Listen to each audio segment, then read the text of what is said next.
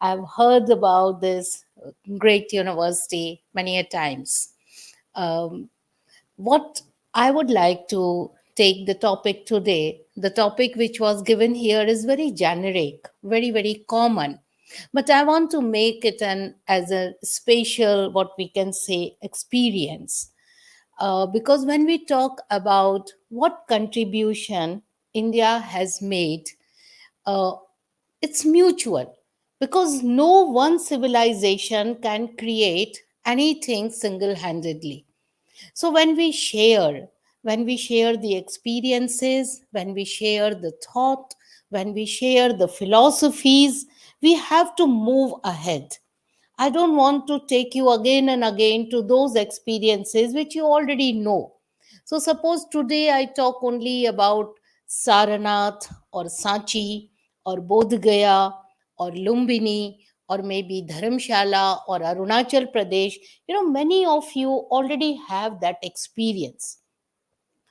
Now, the interest of Buddhism into this particular, as a philosophy, as a religion, as a way of life, people have now started experiencing the importance. And more people, they come and connect to the basic spirituality with which we treat our life. Because what is needed is that respect for life and minimizing our own materialistic expectations, because what brings sorrow is the world. So if we understand what is world, and if we understand what is our need, then only we can relate. We all know how great Buddha was into all these, understanding the miseries, the way of living, giving solutions, and that is how it is one of the most realistic, we would say, religion or realistic way of life. Of late, I would say in 1810, for the first time, the word Buddhism came into being. The word Buddhism was never there. Bodh was there, Buddha was there, but not Buddhism. The moment we say Buddhism, we are reducing it to a theology. We are reducing it only to a philosophy, which is much larger than the philosophy.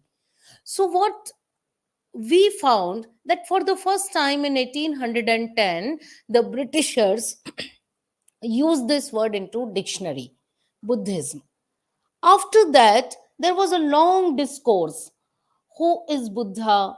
What is Buddhism? Who are the practitioners? But I must say, the Britishers were very late in understanding, because in 1810 we have to remember few dates. One is 1810 when Buddhism word was coined, 1826 when a very different type of article came, and the title of the article was from flesh sorry from stones to flesh. You can all google it, you must read it, how the misconceptions were created, how the world who actually didn't know what is Buddha was trying to claim their understanding on Buddha, and how they were trying to minimize such a worldwide theory into few words. So the title itself is very alarming, and the title is From Stones to the Flesh. What did he say? He said, well, we have seen Buddha in statues. We have seen Buddha in the monuments. We have seen Buddha as the sculpture, as architecture. Why you are creating a huge human being out of this sculpture or stone? So this was a very big misunderstanding the West has created. After 1826, in 1840, another article came out. And this article was again in the same line.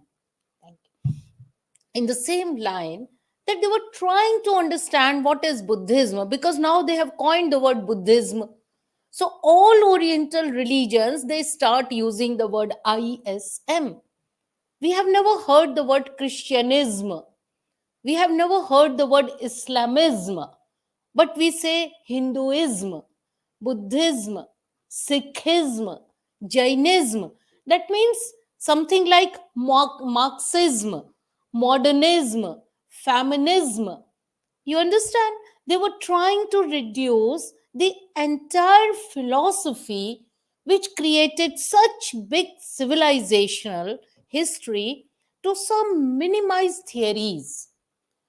Then we all know there was the first Congress of Religions in California.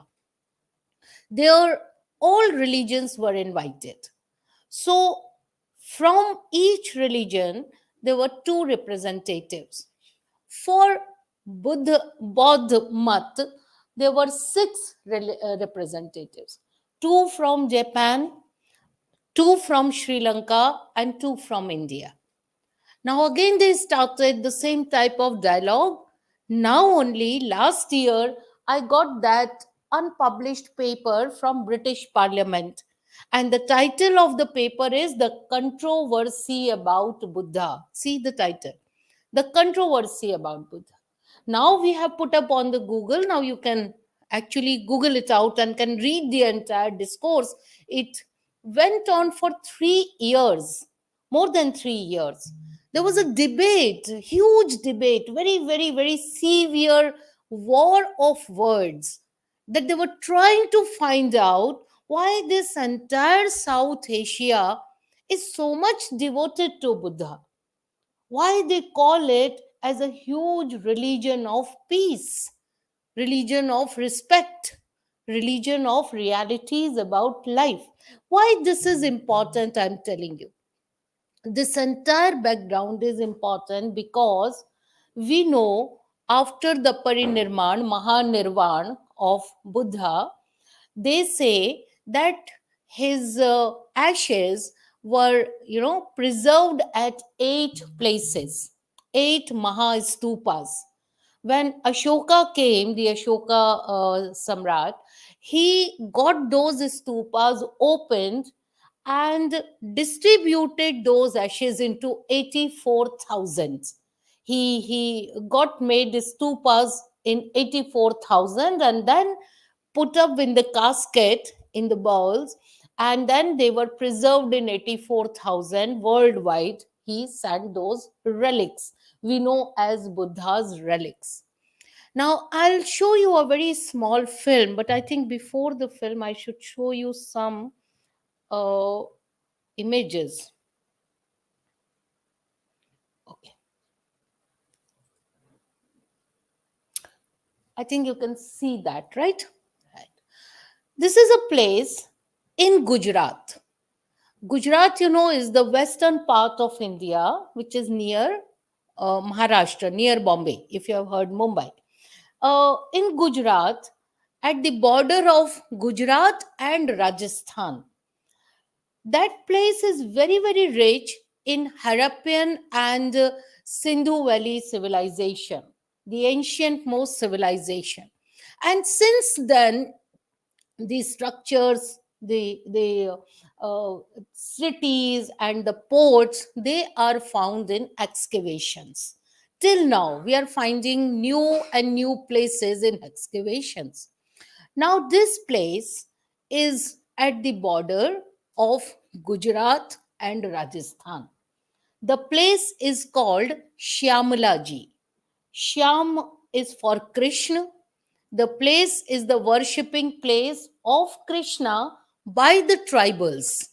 It's a deity of the tribal, and that place has very, very high energy, very high energy. If the time permit, I'll narrate a personal experience also how much high energy is there. So at this place, what Britishers did, they would find out the relics, they would keep the casket with them.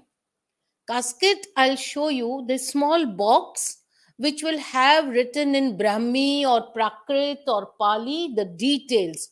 who made it, in which year it was made, where it was found. All those details are written over there. So Britishers will keep the caskets with them, and they would just show the relics and then say, okay, this is Buddha's relic.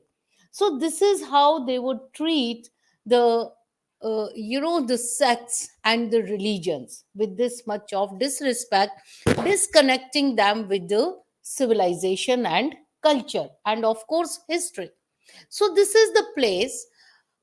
In 1936, there was an archaeologist called Inamdar. He just found a place. This is a river, near river. It is submerged. You can't see this now. It is below the river now. The place is below the river.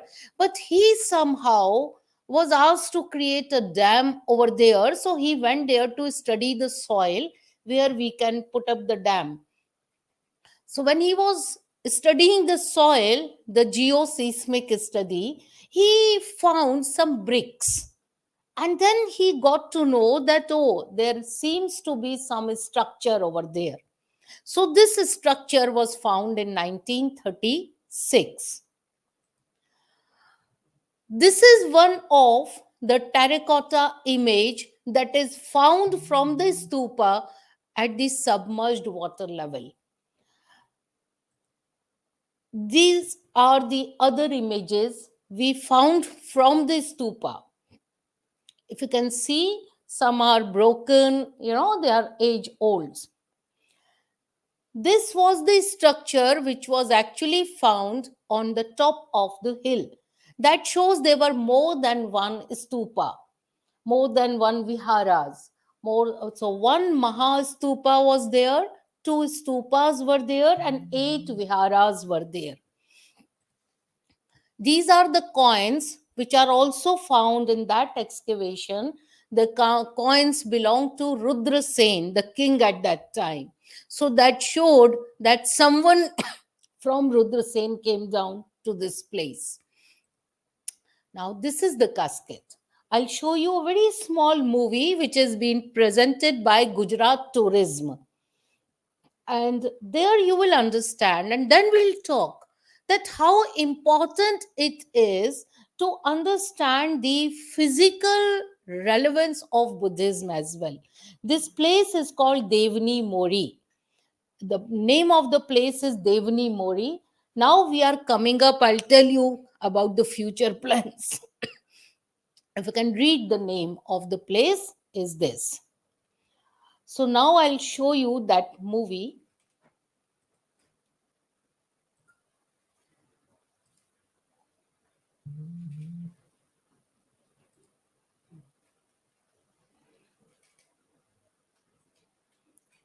Can we connect the volume that? Mhm. Or do we have to increase this volume only?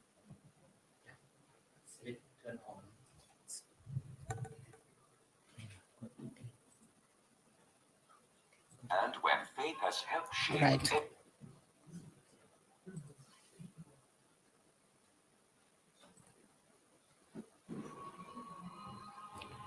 Can you hear?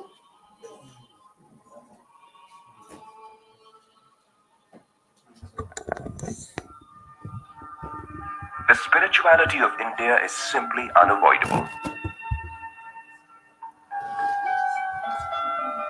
A land where faith has helped shape everything from politics to philosophy.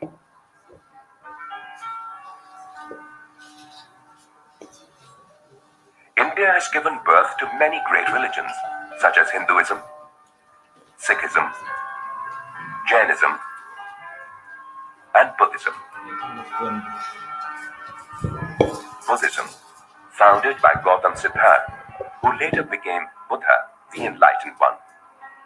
Buddhism emphasizes on disciplines, values, and directives that a person should live by. Gujarat, the western state of India, has cultural traditions that are as old as the Vedas and forms an area that housed the regions of the Indus Valley civilization. Around 450 Harappan sites are found in Gujarat.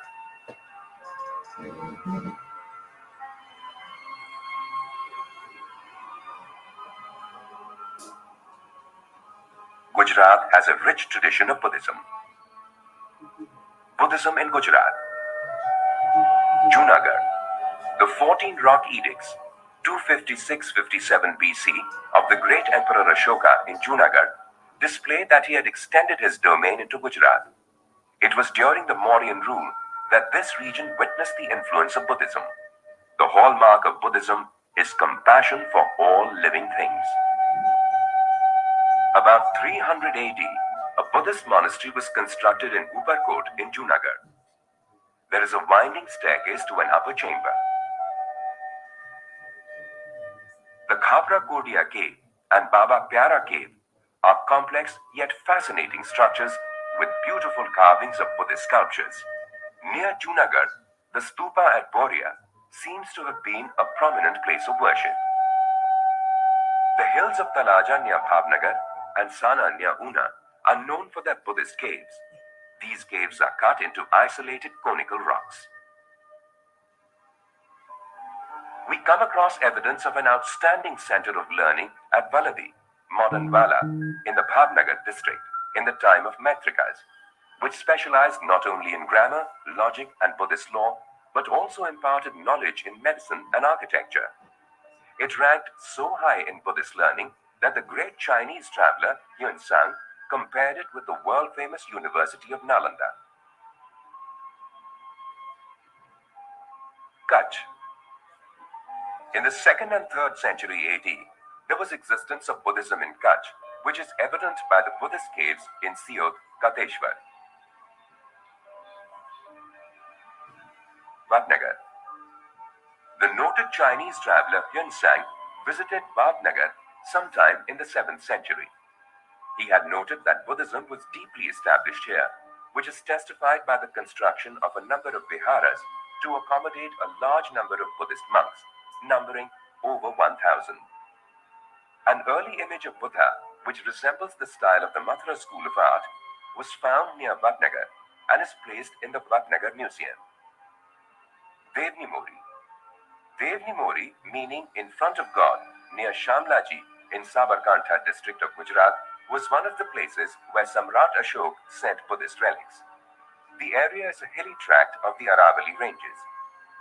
Devni Mori is a semi-rectangular valley of about 16 kilometers length and 2 kilometers wide. The river Meshvo also forms the valley.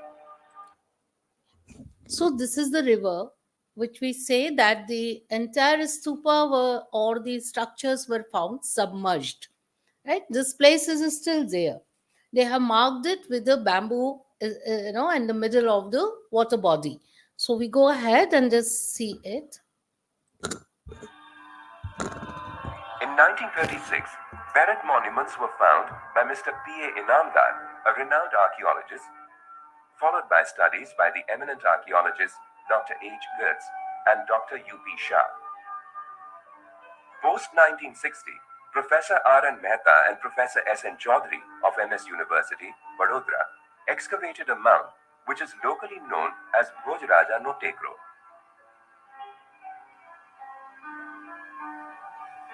Excavations brought to light a stupa. The stupa, subconical in shape, had a base of about 120 feet and a height of 40 feet. And later, a casket containing relics of the Buddha were discovered. In all, 5 stupas were excavated. I found a pottery called red polishware which gave the date.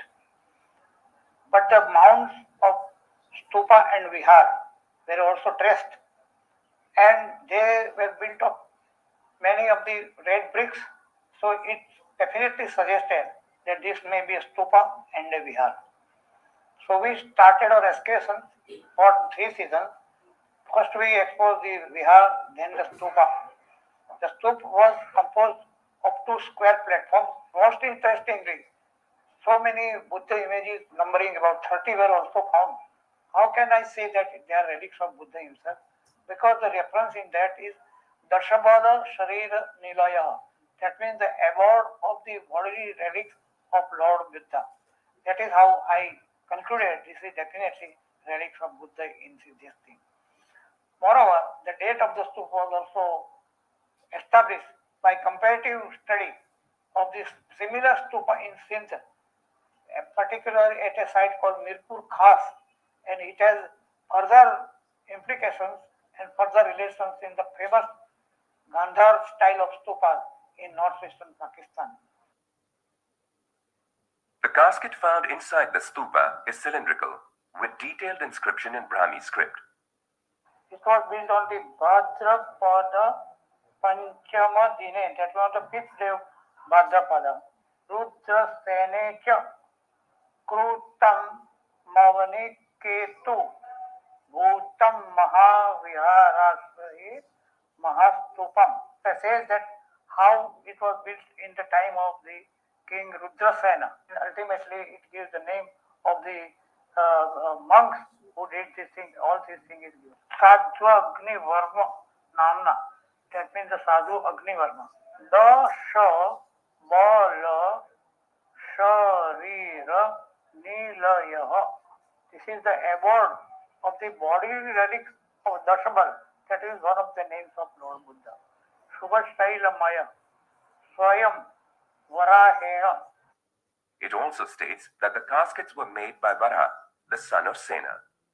This glass bottle contains the relics which were enshrined within that casket. There are silk bags. These are the earliest silk bags in India, silk thread in India, and within that there were the relics of Buddha, and there is a gold bottle, small. Within that gold bottle were the ashes of Buddha himself. The last verse indicates that the stupa was erected for propagation and expansion of the Dhamma, or religion, and Sangha, or the institution of monks. The stupa had excellent terracotta decorations, Buddha images, human and animal figures, arches, capital, and medallions.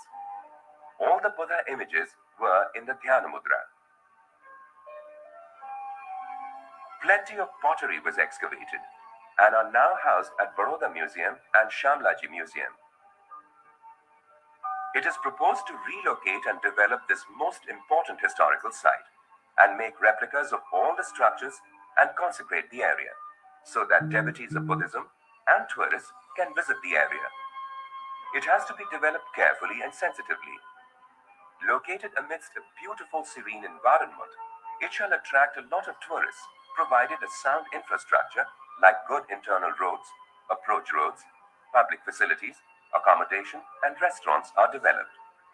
The government of Gujarat has proposed a master plan to retrieve the glory of Dev Nimori by putting up a grand, befitting monument to attract Buddhist pilgrims and nature lovers, along with the regular tourists from all over the world. The proposal includes a grand monument for the relics, a grand museum, interpretation and research center for scholars and tourists, institute for Buddhist studies, a library. So, right. Uh, this is the preliminary information that we share how the the legacies, the civilizations can still be found submerged, how the Buddhist studies or the studies into the philosophies or civilizations, we need to still collaborate, we still have to bring in further.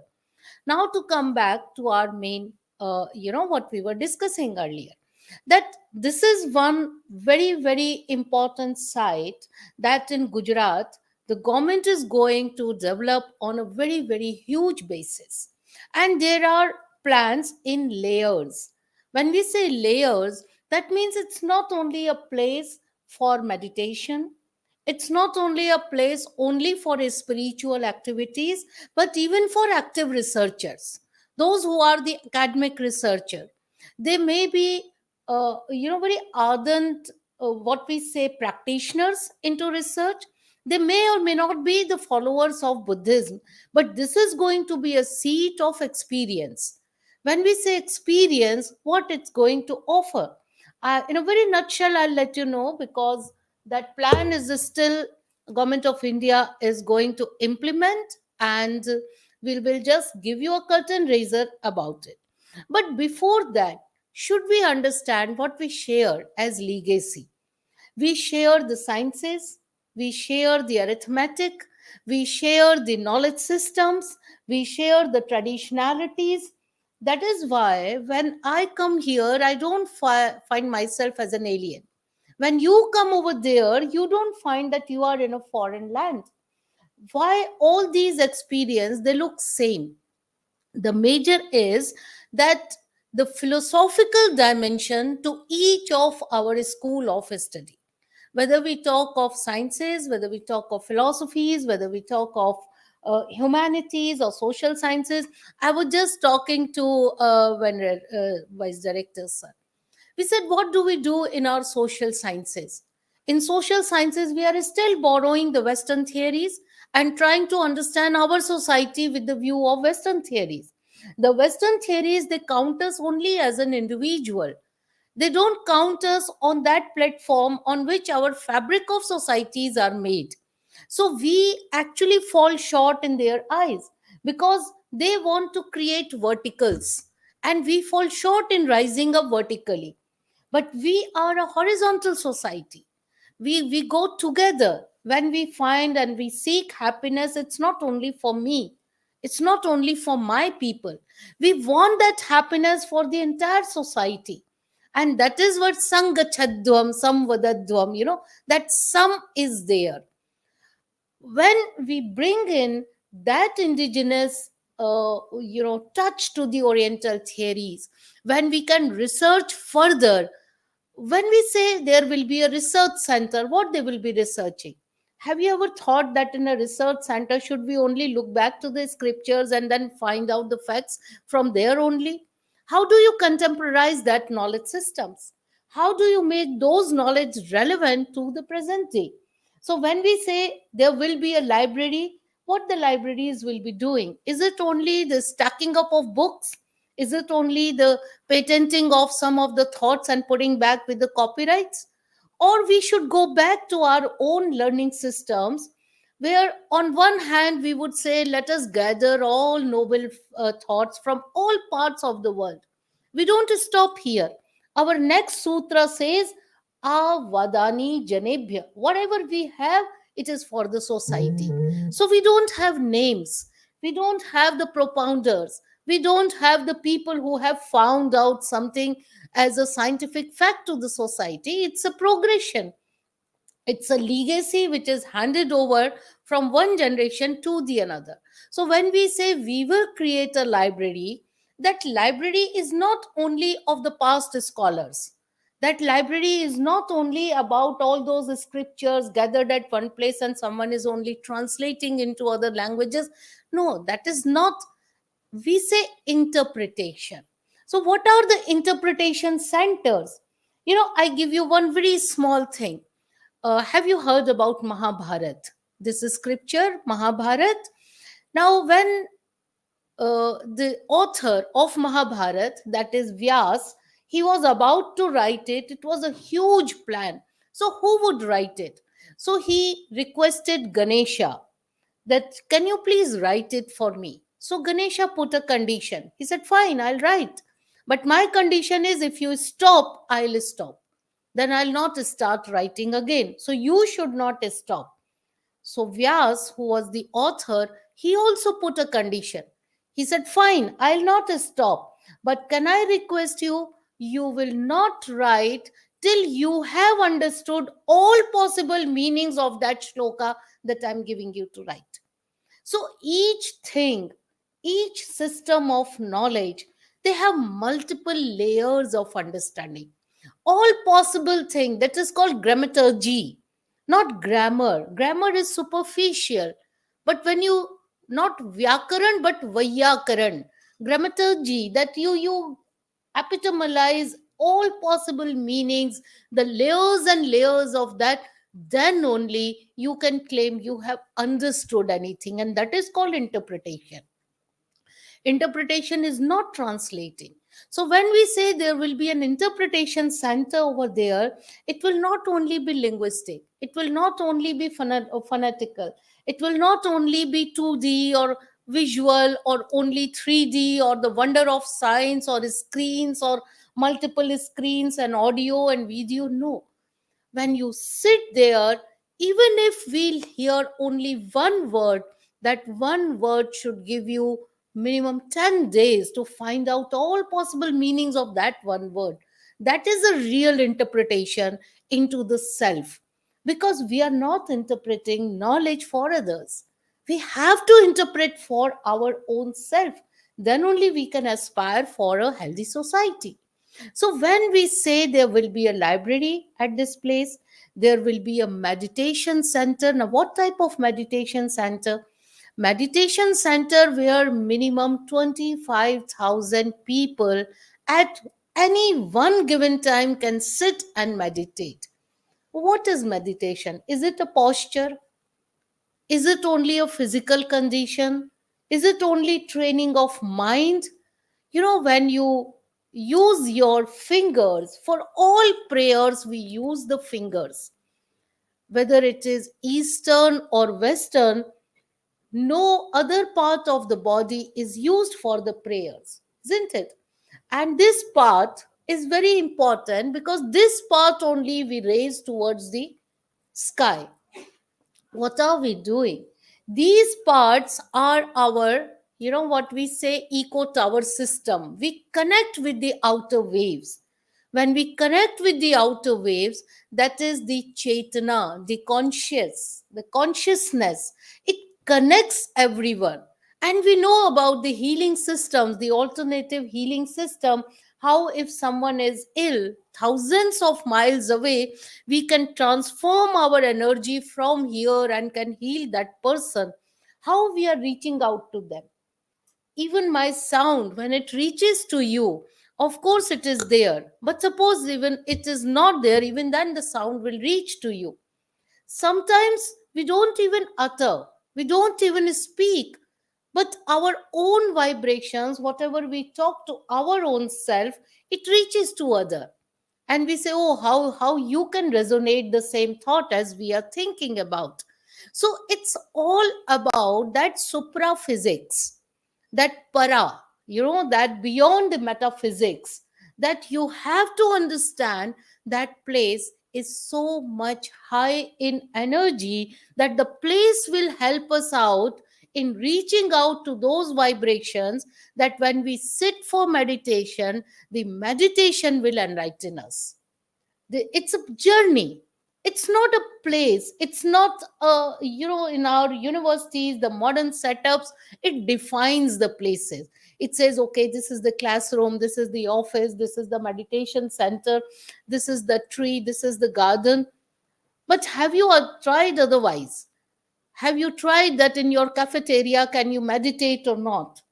Now, that exertion happens if only that center of the place helps you out, and then you will be able to meditate anywhere because you have learned to connect to yourself.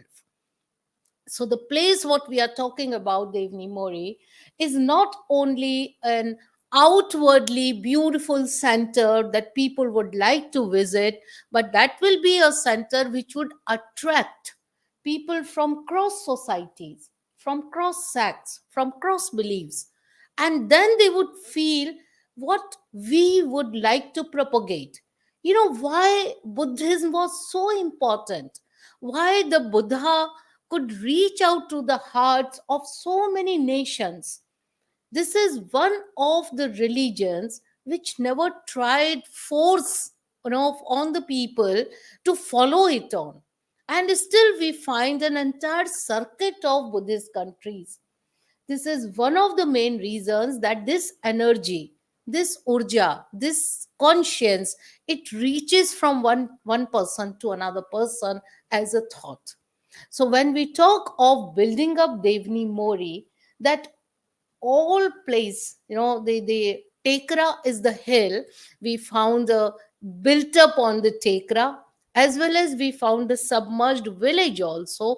That entire Urja Kshetra will be used for creating this particular center. And the center will be, of course it will be beautiful, but then it will be very, very scientific. When we say scientific, we have to understand the scientificalities of the symbols, because our main symbol is lotus. Why lotus? Have you ever, because yesterday there was a young girl and she asked me what symbol is lotus. The symbol of lotus can be understood with the yoga.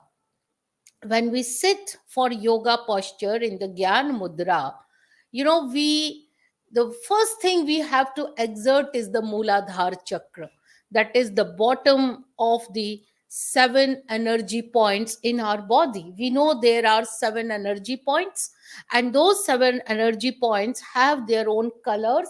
So the darkest color is here, and the brightest color is here, and between these there are five more spots of energy. So when it starts upward, purifying the body with all its system of nerves and blood and systems in the body, when it reaches here, it looks like the thousand petals of a lotus. That is why lotus itself is so important for us.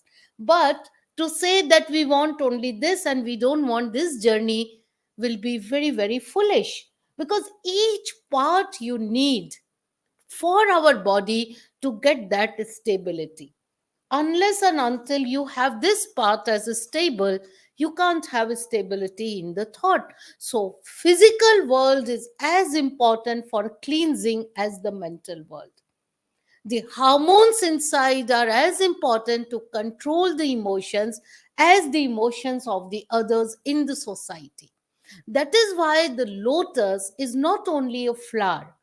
Lotus is not only a symbol of beauty, but it's also a symbol where each minuscule is used for everything. Whether you take the roots of lotus or the stem of lotus or the seeds of lotus or the petals, each and everything is edible. You can consume that, and it has its own function. So when you eat the roots, it has another function. When you eat the petals, it has another function.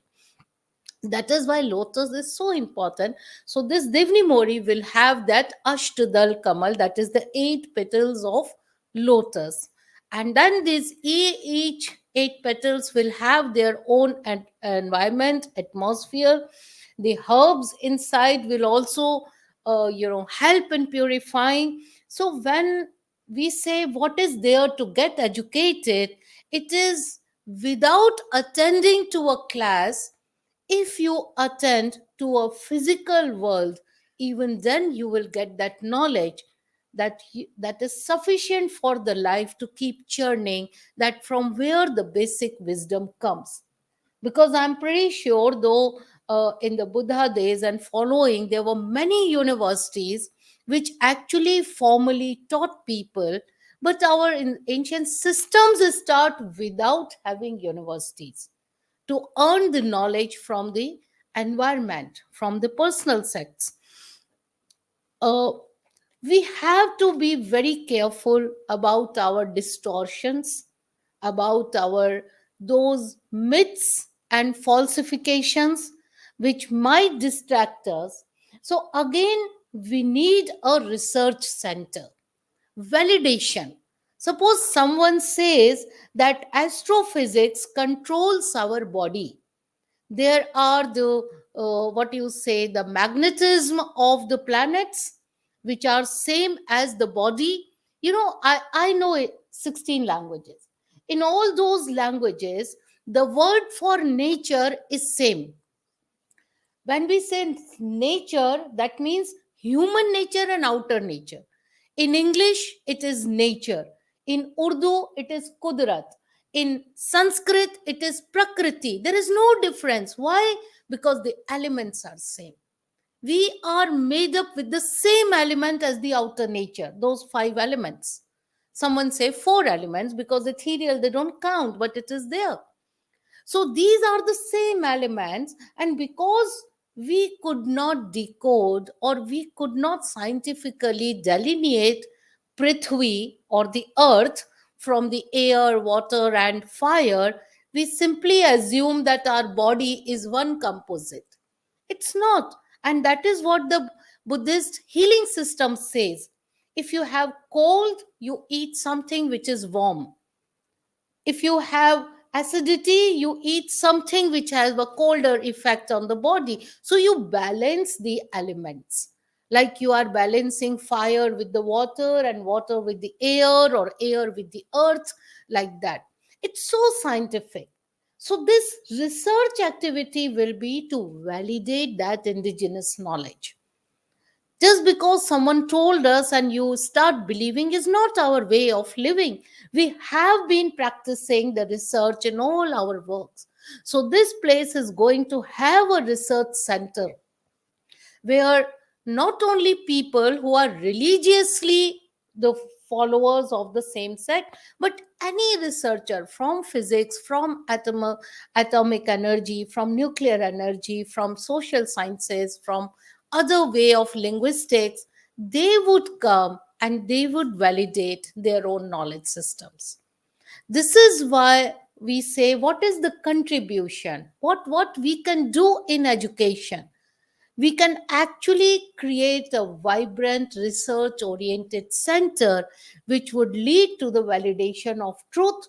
So we when tell others that we are the most scientific way of living, we don't feel apologetic, we don't feel nervous, we don't stop ourselves, we don't hesitate, because we are the longest living tradition. We have the validation systems, though we are not practiced in the laboratories. But time has come where we have to generate that atmosphere as well, where we can document our experiences and give it to the people, so that, as I started, from stone to flesh is not written again. So they cannot claim that how we are generating, a human out of the structure. It should not happen again, right? So I'm open to the questions if you have some. The future proposal I have not talked in detail, because the archaeologists and the architecturals, they are different and they may someday would interact with you. But as I told, we have deliberated the plans, future plans. Okay. Okay. Thank you so much, Dr. Neerja Gupta. It was a wonderful and amazing speech for us. Now is the Q&A section. So if you have any question related to the topic today, and you can ask any question. Thank you.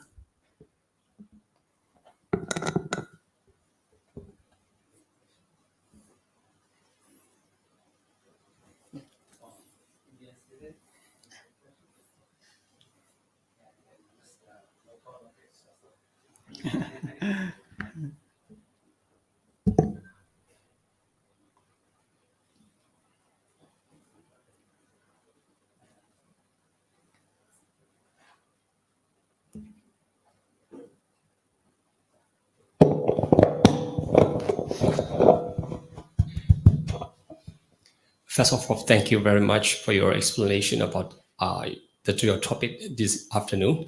So I would like to know, as far as I understand, uh, during the Buddha times, we don't have any Buddha statue or image. So before the third Buddhist councils, the Kinashoka, so after the 84,000, the stupas that are around the world, not especially for the India subcontinent, and then another 9 missionaries. So this is the lotus. You have already mentioned about this. So I would like to know about this lotus, the base on the lotus, and then another Buddha statue or images will be in that 5 or so I don't remember this 8 stupas excavated after it's excavated.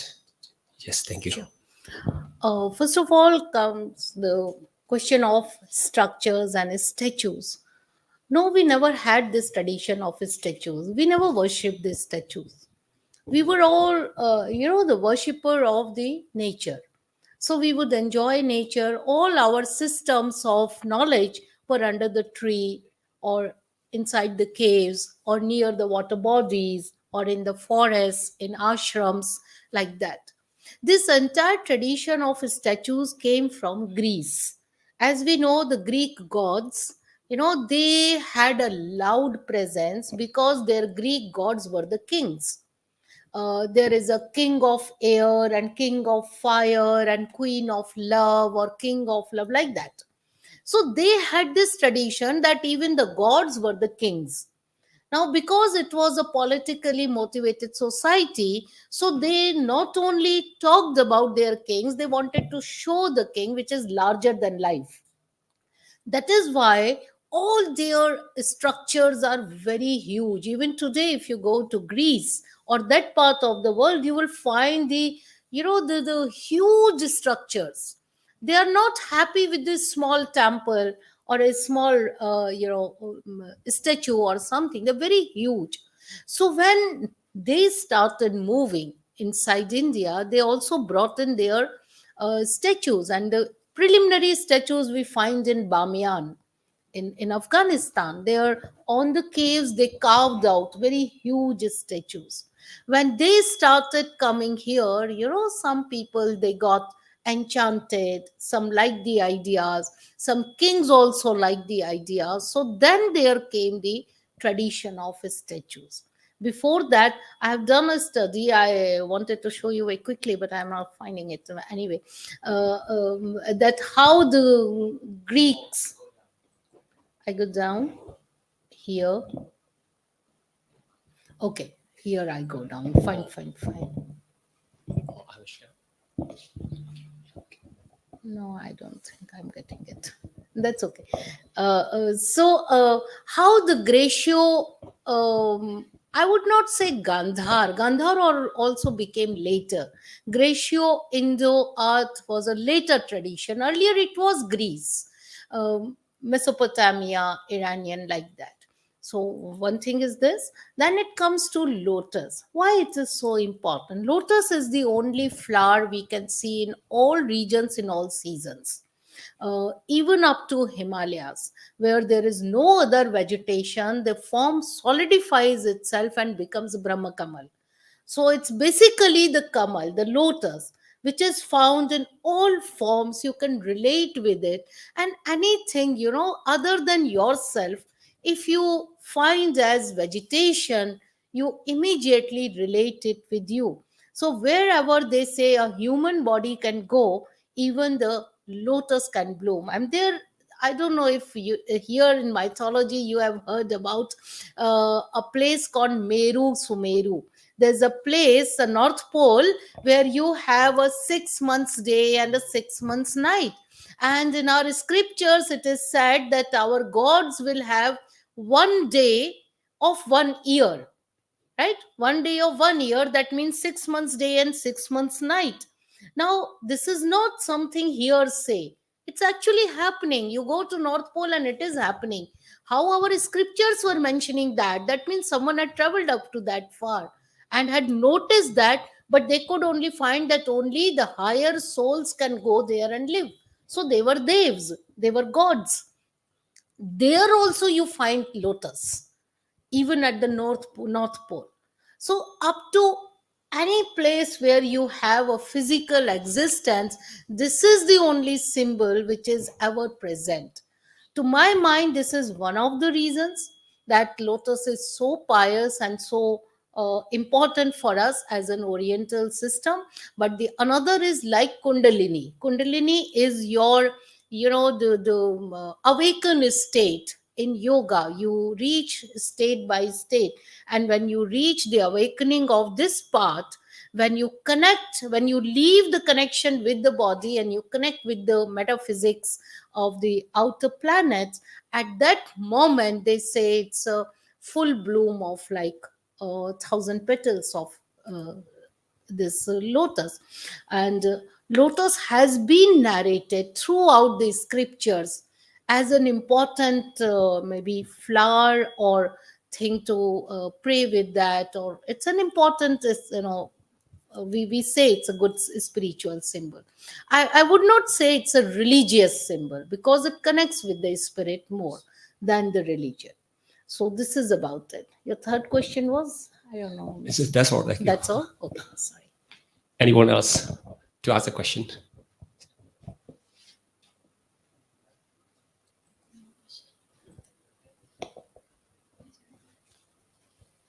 Anyone else?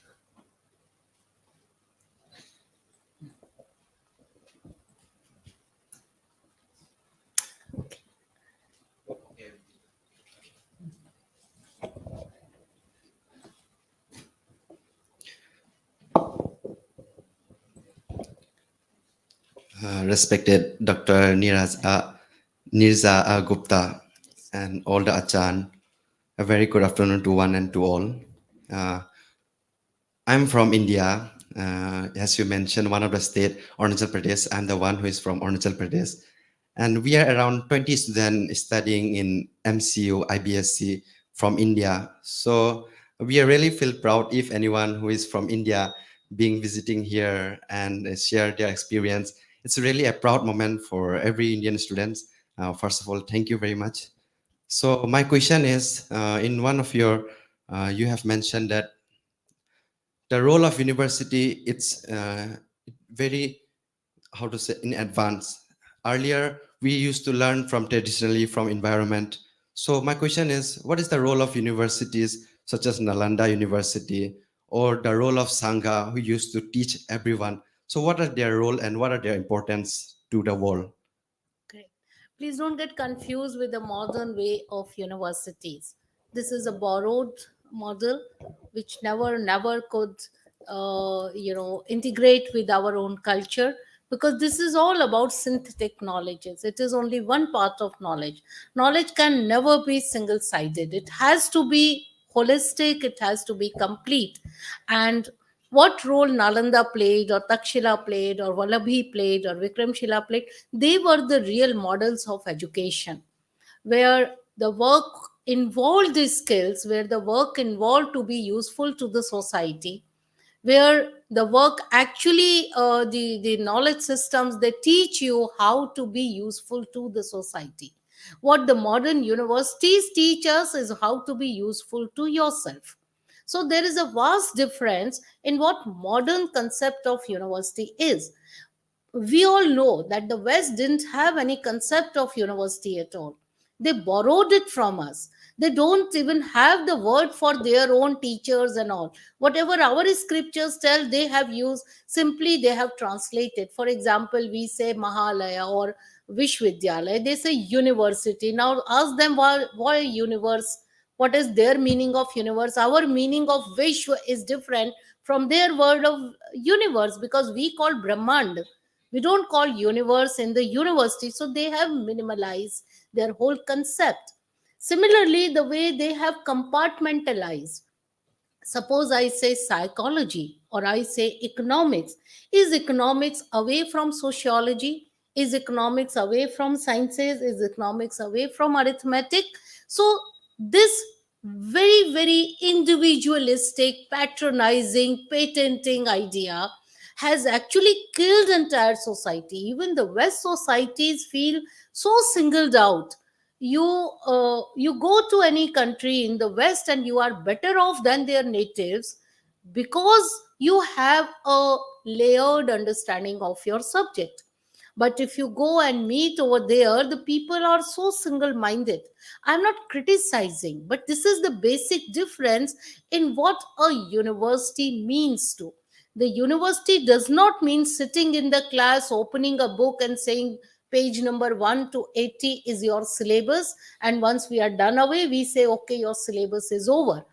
For a teacher, the syllabus is never over. For a student, the learning is never over. The examinations are not only the writing skills or cramming or reproducing what you have understood. The examination is how you perform in critical area as well. For in a crisis situation, in a happy mode, in all emotions that we talk about as the nine basic emotions. How we work in anger, how we work in jealousy, that training is education. That cannot happen if we are away from our surroundings. Today, what happens, we don't even touch the mud. We say, oh, we are dirty. But this mud is the body. So we have to go back to those systems, what Nalanda was doing. They were not preparing the kings. Today, if you go to the modern educational institutes, whether it's a college or a university, they're all preparing CEOs.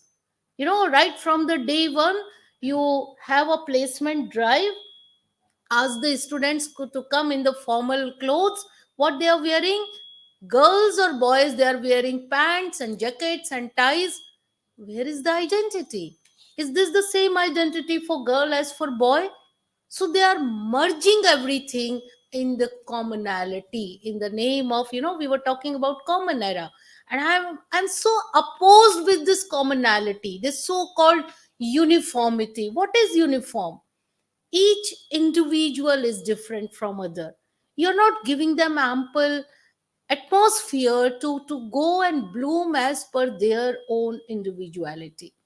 That is what the oriental systems of education give you. If you need logic or grammar or sciences or behavioral changes, you are, you know ample free to go and choose them. So don't fall into this trap of so-called universities. What they're doing, they're simply producing CEOs. They are more concerned with the amount of money you earn, and their success rate is count only on that. And we have seen so many all these CEOs who leave at the middle age and they go back to their what they wanted to do. So that means their startup was somewhere, wrong, because then the family suffers. They don't match with your concept at middle age. So the entire crisis of the society is because of the wrong modeling of the education. Thank you, ma'am.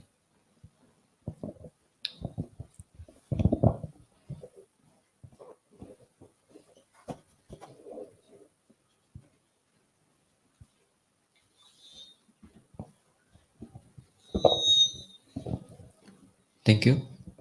Uh, Respected to all Achan here. I have a question. So I call you Achan, okay? First, I'm come from Indonesia, but I was ordained in Myanmar. Now I have 10 years in my monastic life as a monkhood. So my first question is, what kind of monastic educations that India offer in this digital era?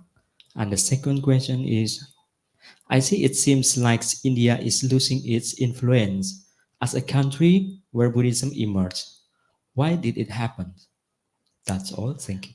I must thank you for both the good questions, or not that others didn't ask good questions, but this is a direct question. Yeah. The first thing is what India is doing for the monastic education. There are certain centers. We know for monastic education, Dharamshala itself, then Ladakh has CIBS, and we have in Saranath, we have Nalanda, we have Nav Nalanda, we have Sanchi. These names I'm taking because these places have dedicated Buddhist studies institutes or universities.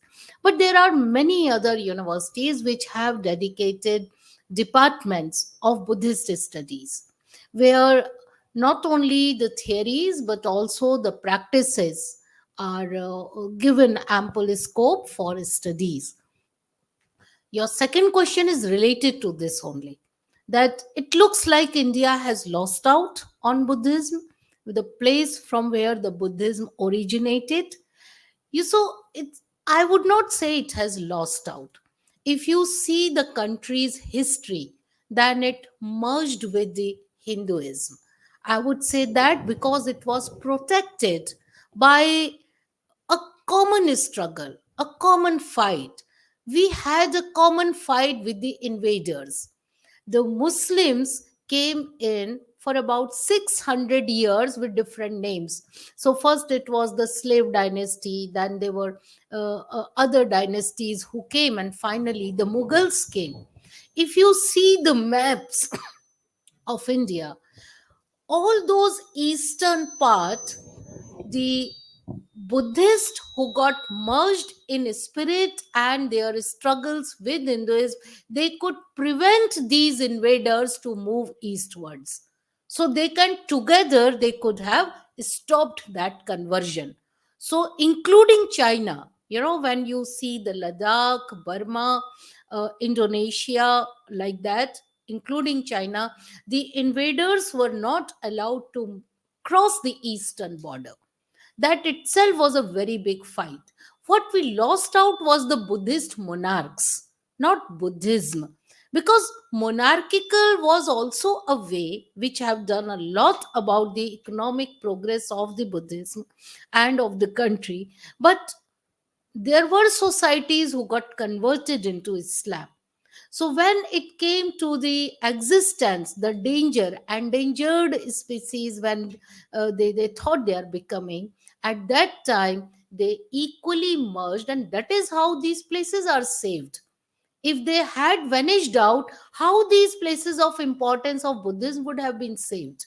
We still have intact of Sanchi, intact of Ladakh monasteries, intact Kashmir. Even now we have so many places in Kashmir which are related to Buddhism. So don't think that Buddhism has lost out, but as we know that the Vedic tradition has that ability to absorb, to engulf all these spirits which are eco in their own ecosystems. So they got merged with that, and now slowly and gradually we are again expanding. If you see, otherwise how would Devni Mori come up if we have not realized the beauty and the need and necessity of that? So it was not patronized, it was to save each other. There was a long struggle to save each other, first from the Mughals and then from the Britishers. So it's only the monarchs who vanished, not Buddhism as such. So may I ask again, maybe the further questions? How can we make like in ancient times, in Buddha times, where there's the majority in India is Buddhism. So nowadays it looks like the Buddhism is kind of minority. And I was wondering about the Buddha Gaya. Uh, who belongs Buddha Gaya? I mean, in Buddhism or in governments or kinds of community. But I'm came from Indonesia. I know we have Borobudders is belong to Buddhism. But since our government is Muslim, so it is taken over by the Muslims community. So they make kinds of like tourisms. Everyone's comes must be paid. Right. The religious places in India don't belong to only one sect, number one. So, Bodh Gaya for Buddhists is as important as for Hindus. They also have a great connect with the place. But all places, all sacred places, are ultimate responsibility of the government. So, the governments protect them, whosoever may be the government. There might be a Muslim president, as we had in the past, or there might be a Sikh prime minister. That is apart from the what is their own individual identity, but it is the government who has to take care of the place and its sanctity and its sacredness. So it belongs to, of course, Buddhist thought. It is very very pious as we connect it with Buddhism, but the government protects it, it develops it, it brings it more with the facilities and more comforts and more approachability. That is primarily the government's duty. So that is the beauty of India, that they don't patronize as per the individual belief of the ruler, basically. So, G, please. You asked about Bodh Gaya temple. I think you were talking about Bodh Gaya temple or the Bodh Gaya city? Temple, right. So Bodh Gaya temple, as Professor Neerja ji mentioned, Bodh Gaya temple has its own management committee, which we call Bodh Gaya Temple Management Committee. It's a constitutional body set up by the government, which of course there are government officials as part of the committee, but it has Buddhist members, and written in the article that it has to have Buddhist members and also Hindu members, because as ma'am said, it is also important for Hindus, not as a Hindu temple, don't be mistaken. Hindus also go there to worship, as a Buddhist temple, as a temple where Buddha got enlightenment. So Hindus don't go there for with any other thought, or this may be belonging to some other gods and goddesses. No, they also go to pay respect to Buddha only. But to be fair to all communities, so Hindus and Buddhists are in the management committee, and one government official also, that is the local, we call deputy magistrate, who is the in charge of the district. He is also part of the committee. But the secretary always has to be a Buddhist. And then there is a chief priest and assistant priest who are always Buddhist. So it's a you can say safely, I can say it's in if that is what you want to hear, it's run by the Buddhists in a Buddhist way, and by the Buddhist management, including that of Hindu community members. So that's the composition of the Bodh Gaya Temple Management Trust.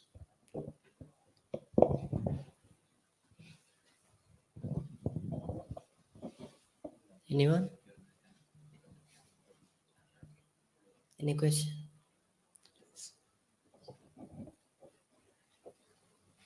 It seems he has a lot of questions.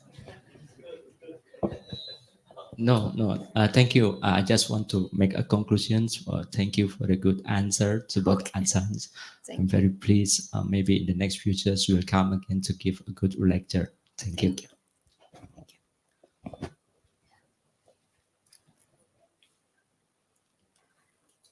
Right? Are we done?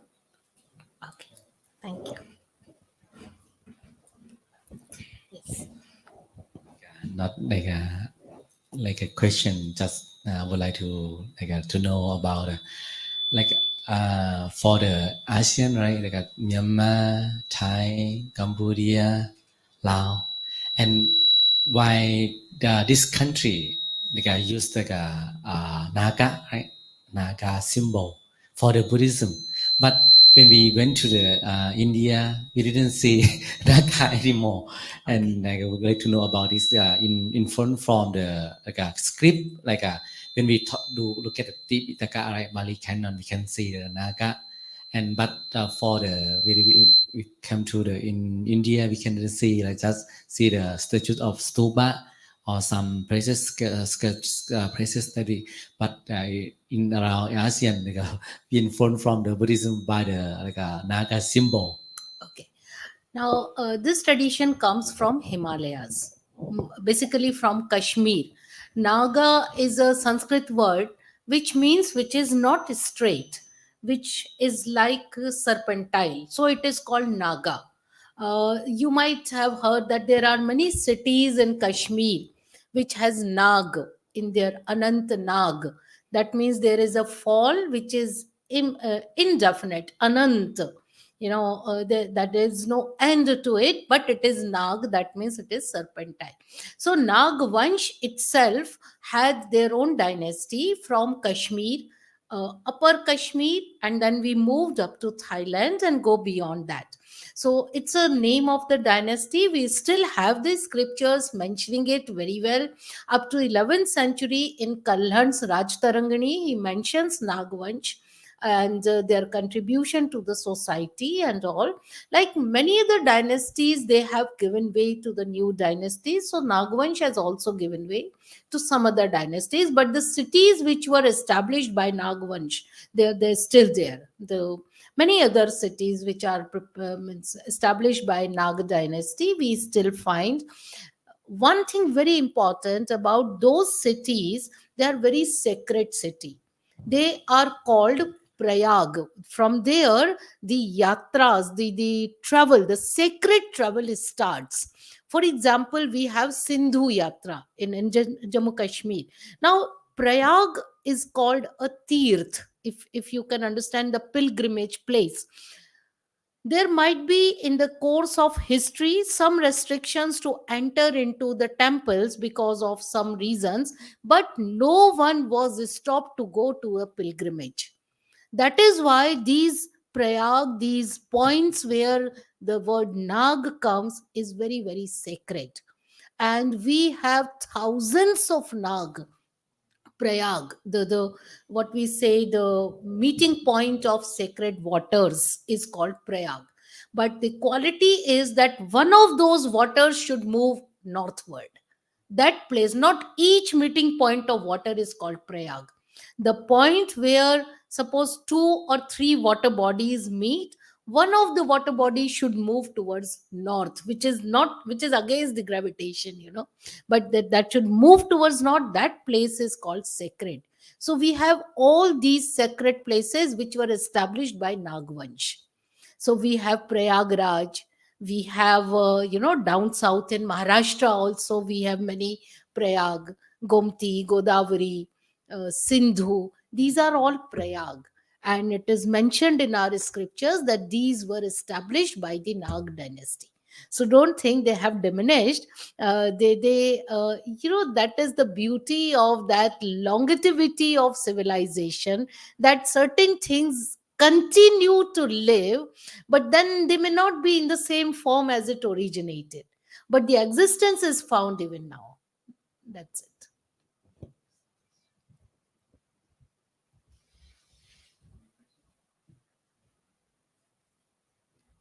No. Any question? Fixne, none, no question. No. Share something.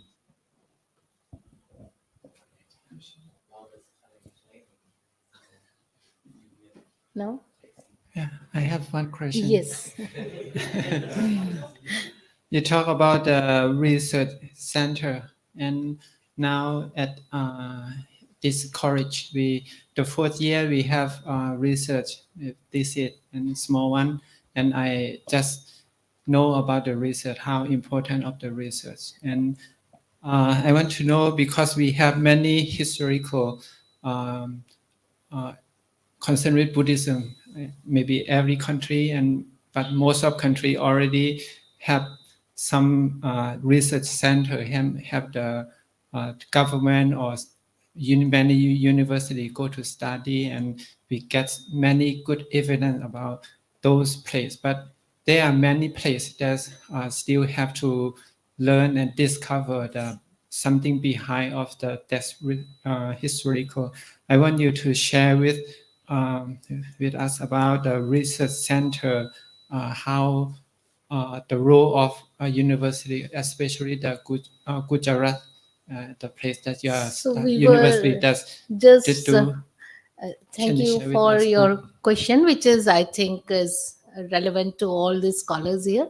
We were before coming here, we were talking the same thing, that we would like to open Gujarat University for your research. We already have good research labs in social sciences and linguistics and logic, in comparative religious studies, in medical sciences. We have 8 major faculties.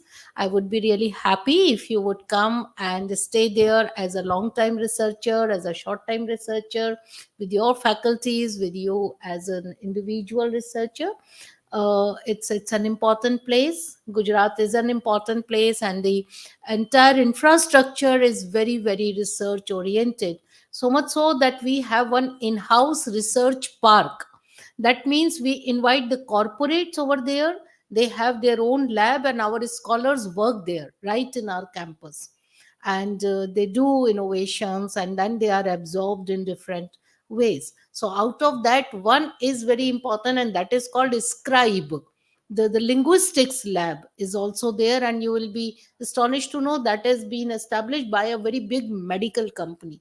How the students who are working in languages are needed by those medical industry to give the correct word to their ERP, their solutions, computerized solutions. So we would find out a way where we could invite you officially, and we can enter through ICCR into some MOU, and we would be happy to open up.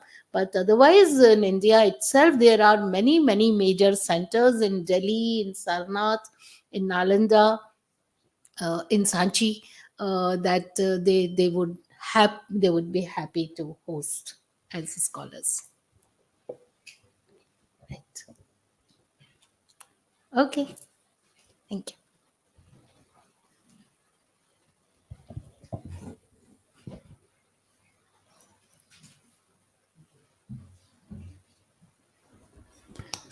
Okay, thank you so much.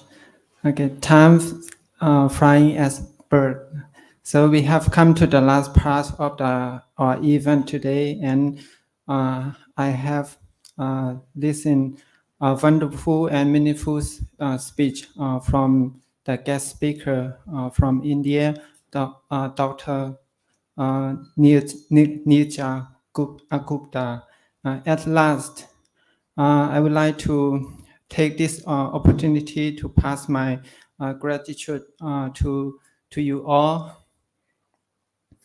Um, on behalf of International Buddhist Study College, firstly, I thanks thank you very much for all the lecturers, staff members, and audience for spending your golden time with us from the beginning.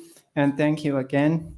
And especially, I would like to express my heartfelt gratitude to Dr. Neerja A Gupta, our extreme speaker today. I am glad to highlight you as your as I'm sorry. I'm glad to highlight you that your speech was wonderful and worth a million for us, especially university students. We have got many new knowledge and idea from you today for academic and our life career. Thank you millions for you, Dr. Neerja A Gupta. Now we have a small gift for you, and I would like to invite Ajahn Vidasak Nan Abhinanda Veti, our Vice Director for Vipassana, to give a present for Dr. Neerja A Gupta. And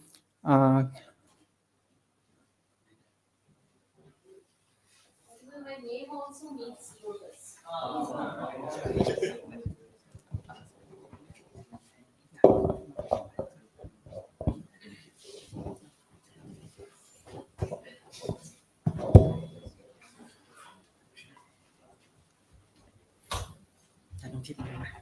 give the take a photo.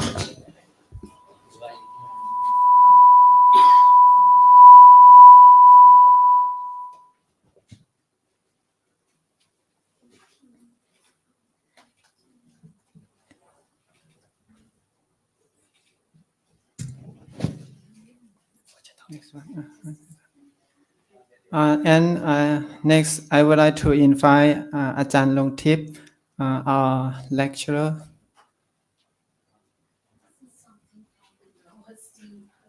Yes.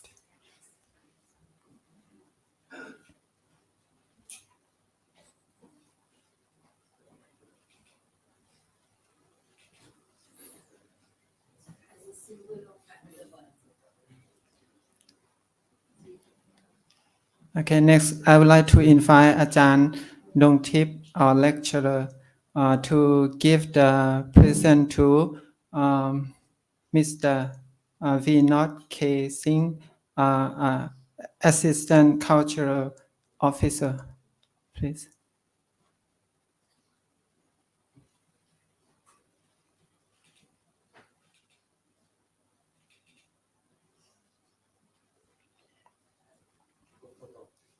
Okay, now after finish chanting, I think Ajahn.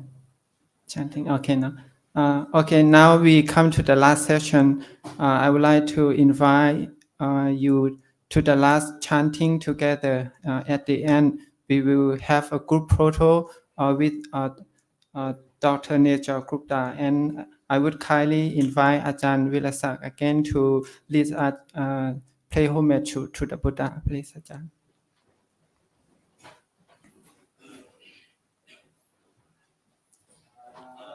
Sama Bhagava Buddhang Bhagavantam Abhivademi Sawakato Bhagavata Dhammo Dhammang Namasami Supatipanno Bhagavato Sāvaka Saṅgho Saṅghang Namami.